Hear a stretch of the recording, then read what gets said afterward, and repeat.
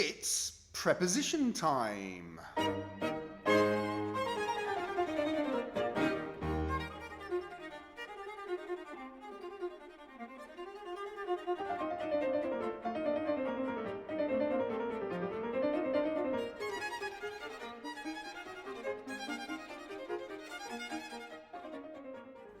So you're probably here because you are year 9 or 10 or possibly GCSE and preparing for exams, and you want to just remind yourselves how prepositions work in Latin. They are, remember, tiny words which just tell you where something is. They tell you whether something is above something or below something, in between things, on top of, but not just in space, remember, but also in time. So they're spatial and temporal words which show you one thing's position in relation to another one. So in terms of temporal prepositions, they can be before or after, before lunch, after sunset, all of those kind of little words. What you need to remember in Latin, of course, and here we go, let's have a look at it in practice, is that you always need to have either an ablative or an accusative after you've used one of those prepositions. So the preposition itself is easy to learn. I think we all know the prepositions. Here's a whole list of them coming up, and I'm sure that you recognize all of them, but when you learn Latin, you need to remember that they are not just single words. You always learn them with this little extra bit of information. Are they followed by the accusative? Are they followed by the ablative? And of course, learning them like this is one way of doing it. If you've got a messy brain, that works well for you. Brilliant, you keep that going. But another way to do it is to organize them into two lists or two separate categories.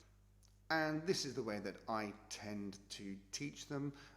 Two large circles with an overlapping section in the middle. And here's the bit in the middle that we often need to remember can change the meaning slightly, particularly for the word in. The word in is always followed by the accusative if it means movement. So in other words, into. And don't forget, in can also mean on. So onto. So I put the book onto the table would be followed by the word for table in the accusative, in mensam. But as soon as the book is on the table and it's not moving anymore, that's position. And in terms of position, it just means it's ablative, in mensa, on the table. There we go.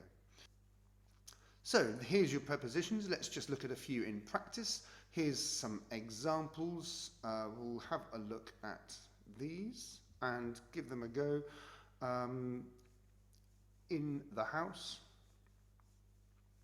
into the house,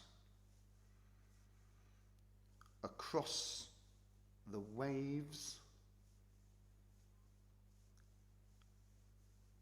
about the emperor.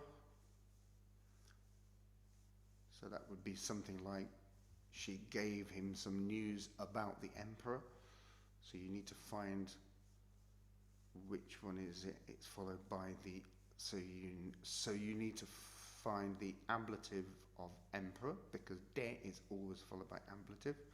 Emperor is a third declension noun, so it's with an e on the end. With my friends, here's another one, with my friends. There's the preposition, cum, always followed by the ablative. So there's the word amicis. Let's just do a couple more. Around the forest. The dogs raced around the forest. Circum is around. Which circle was it in? It was in the left-hand circle, so the accusative. So around the forest, the word for forest, silva, in the accusative. And one more. Contra is against. So against the wind. She struggled against the wind, or she hurried against the wind. Contra ventum. Good. I hope that was useful. A very, very short, very basic reminder and revision of how prepositions work in Latin. Good luck with your Latin, good luck with your GCSEs, and see you in another video. Bye.